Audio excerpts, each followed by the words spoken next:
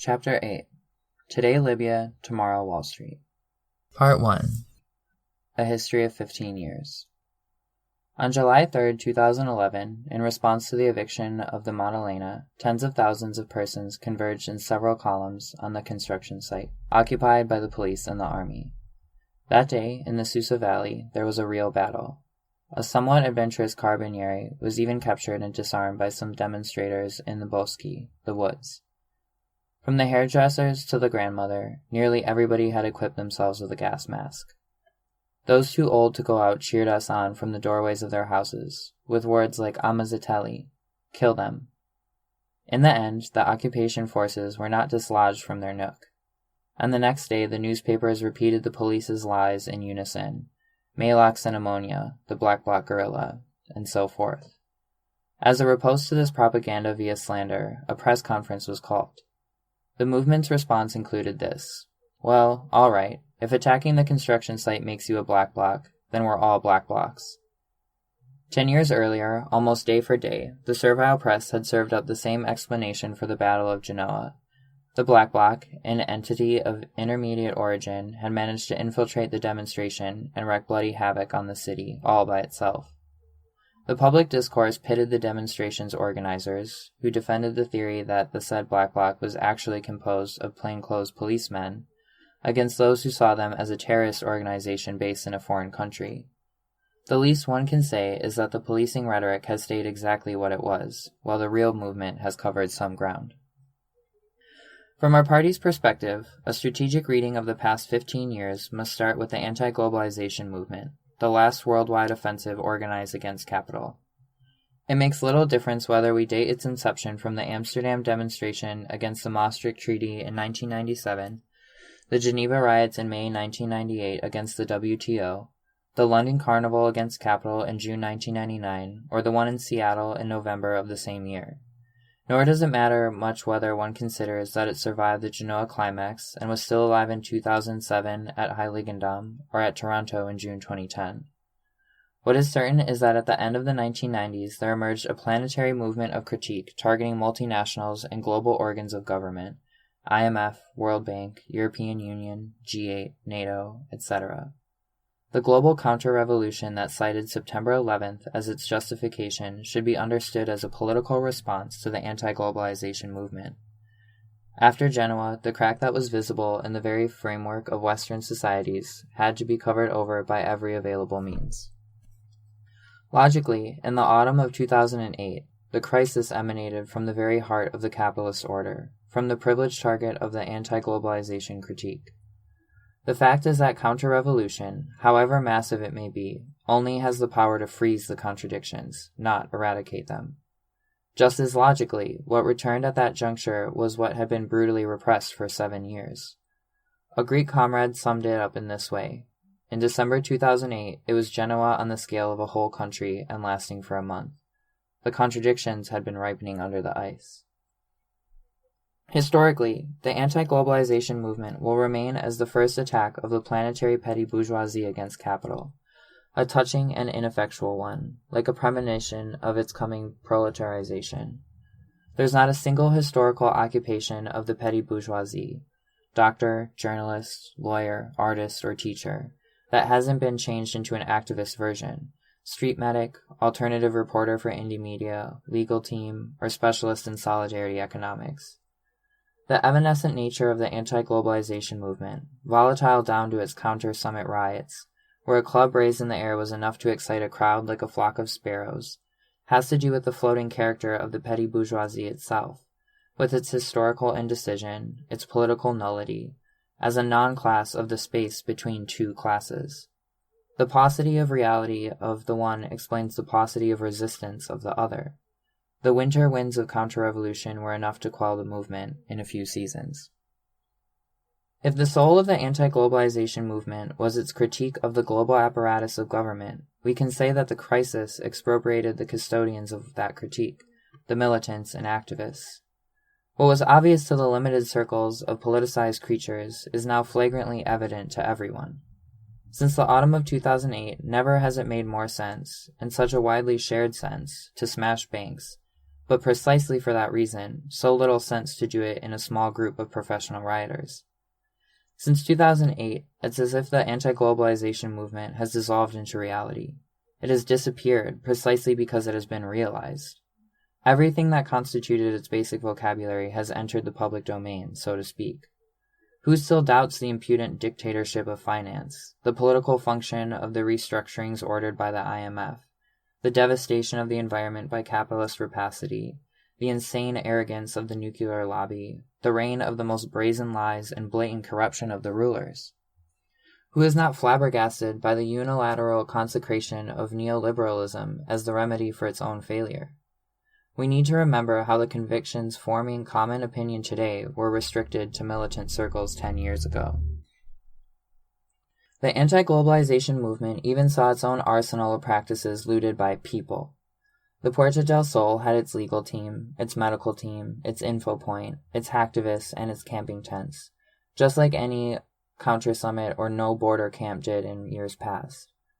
What was introduced into the heart of the Spanish capital were forms of assembly, an organization into barrios and committees, and even ridiculous gestural codes that all came from the anti-globalization movement. Early in the morning of June 15, 2011, the campers, numbering in the thousands, tried to blockade the Catalonia parliament to prevent it from approving the austerity plan, just as the demonstrators stopped the different countries' IMF representatives from entering the conference center a few years before. The book blocks of the English student movement of 2011 were the resumption in a social movement setting of a tute bianche practice in the counter-summits.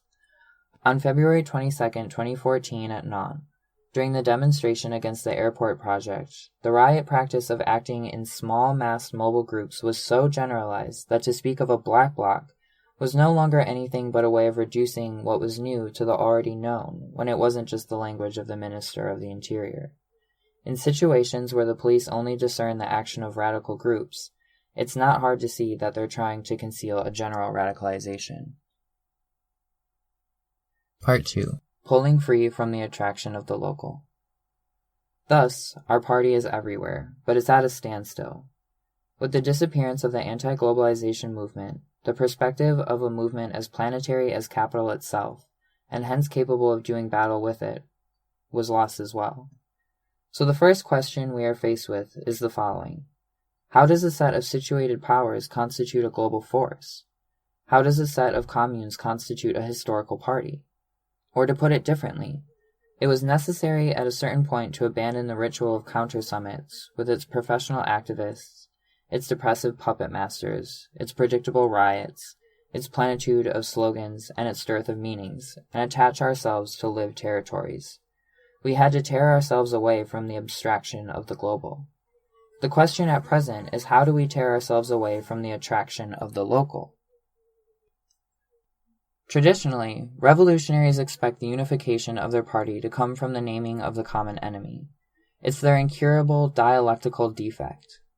Dialectical logic, said Foucault, brings contradictory terms into play in a homogeneous context. I suggest replacing this dialectical logic with what I would call strategic logic. A logic of strategy doesn't stress contradictory terms operating within a homogeneity that promises their resolution into a unity. The function of strategic logic is to establish the possible connections between disparate terms that remain disparate.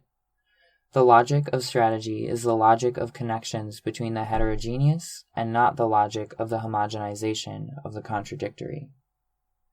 No effective link between communes, between heterogeneous, situated powers, will result from the designation of a common enemy.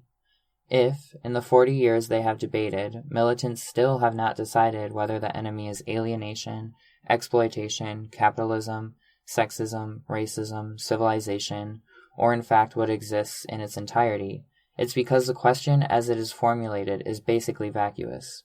The enemy is not simply something that can be designated once we've detached ourselves from all of our determinations, once we've transported ourselves to who knows what political or philosophical plane. From the standpoint of such a detachment, all cats are gray. The real is bathed in the very strangeness that we brought upon ourselves. All is hostile, cold, indifferent.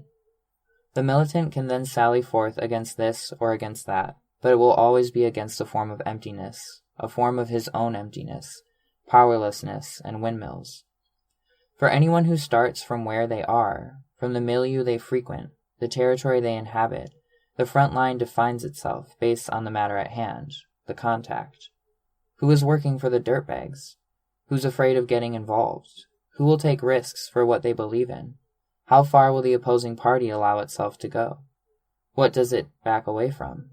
What does it rely upon? It's not a unilateral decision, but experience itself that outlines the response to these questions, from situation to situation, from encounter to encounter. Here the enemy is not that ectoplasm that is constituted by naming it. The enemy is what presents itself, what imposes itself on all those who aren't attempting to shed what they are and where they are and project themselves onto the abstract terrain of politics, that desert. Although it only presents itself to those with enough life in them not to instinctively flee from conflict. Every declared commune calls a new geography into existence around it, and sometimes even at a distance from it. Where there had been only a uniform territory, a plain where everything was interchangeable, in the grayness of generalized equivalence, it raises up a chain of mountains, a whole variegated relief with passes, peaks, incredible pathways between friendly things, and forbidding precipitous terrain between enemy things. Nothing is simple anymore, or is simple in a different way. Every commune creates a political territory that extends out and ramifies as it grows. It is in this movement that it marks out the paths leading to other communes, that it forms the lines and links making up our party. Our strength won't come from our naming of the enemy, but from the effort made to enter one another's geography. We're the orphans of a time when the world was falsely divided into agents and enemies of the capitalist bloc. With the collapse of the Soviet illusion, every simple grid of geopolitical interpretation was lost. No ideology enables us from afar to separate friends from enemies, notwithstanding the desperate attempt to instate a newly reassuring reading grid where Iran, China, Venezuela, or Bashar al-Assad look like heroes of the struggle against imperialism. Who could have determined from here the exact nature of the Libyan insurrection? Who can sort out, in the occupation of Taksim, what falls under the old Kemalism and what is due to the aspiration for a new world?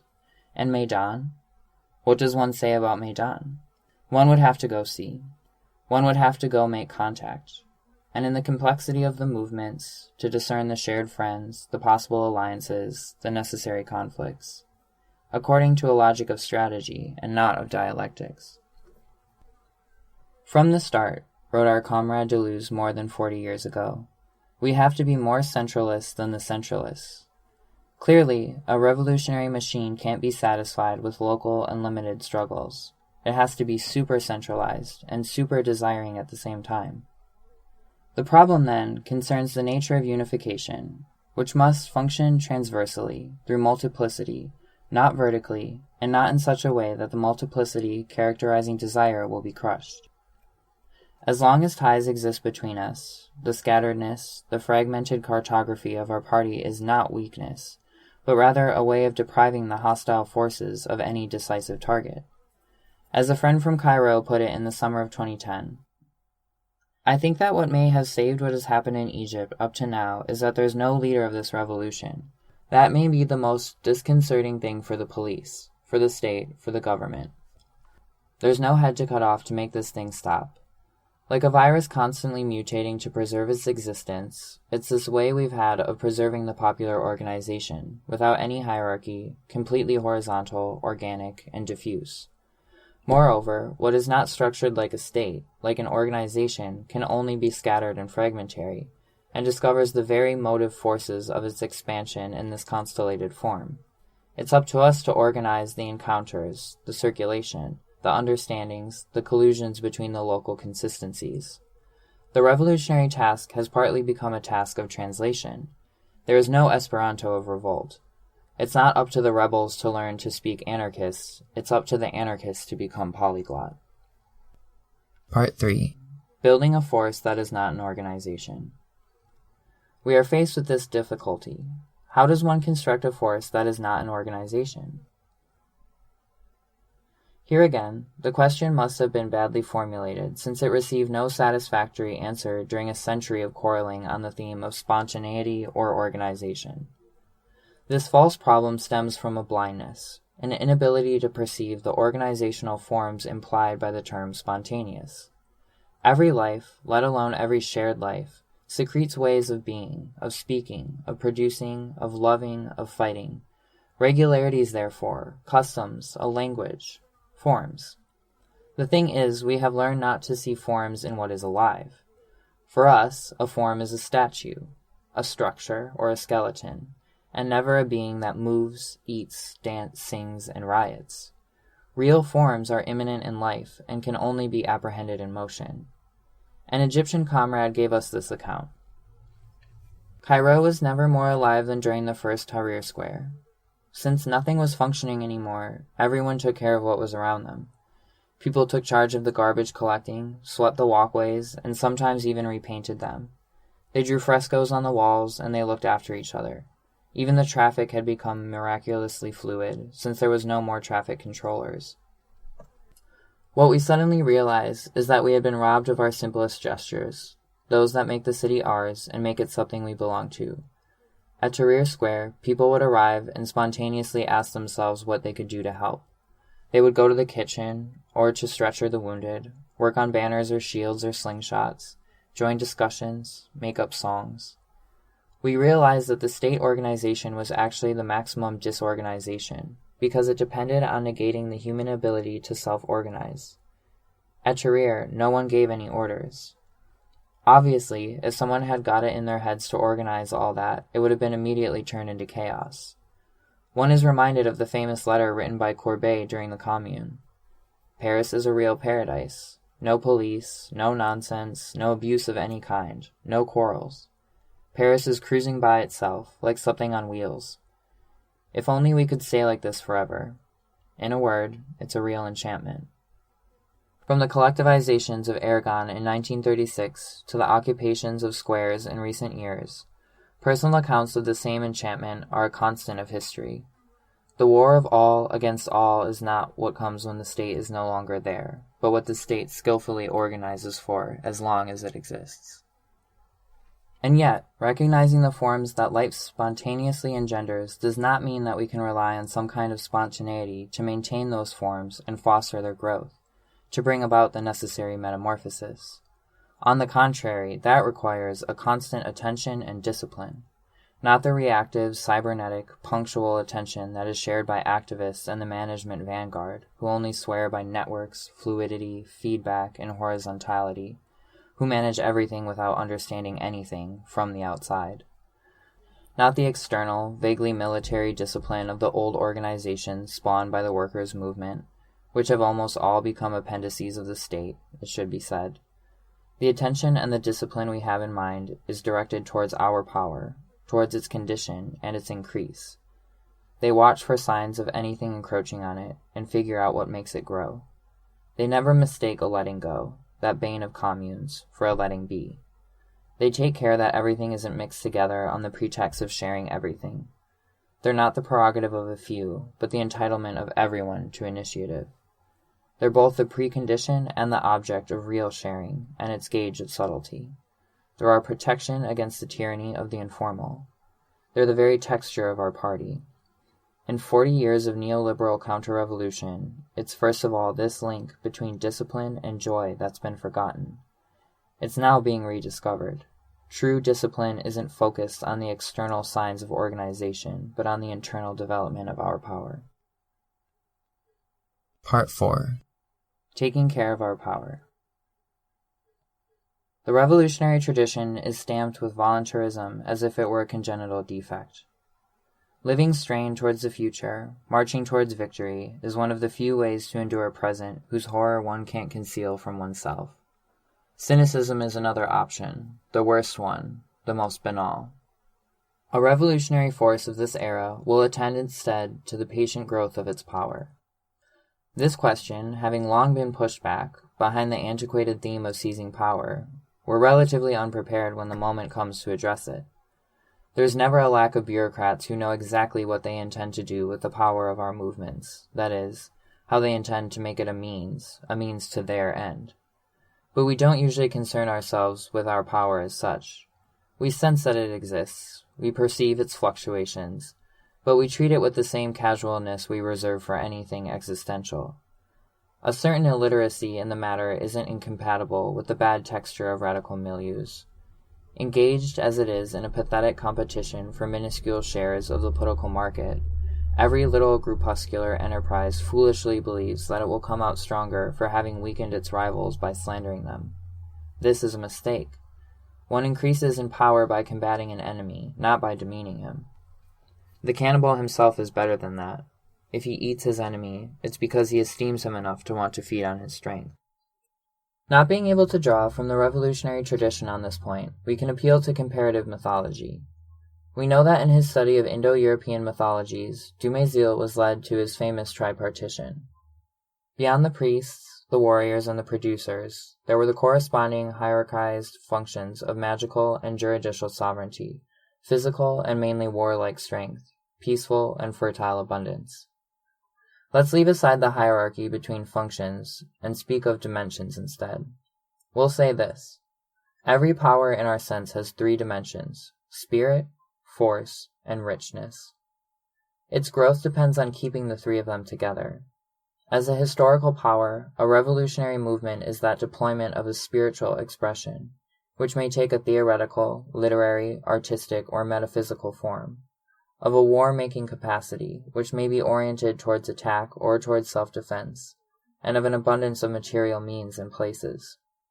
These three dimensions are variously combined in time and space, giving rise to forms, dreams, forces, and histories that are always singular. But whenever one of these dimensions loses contact with the others and becomes independent of them, the movement has degenerated.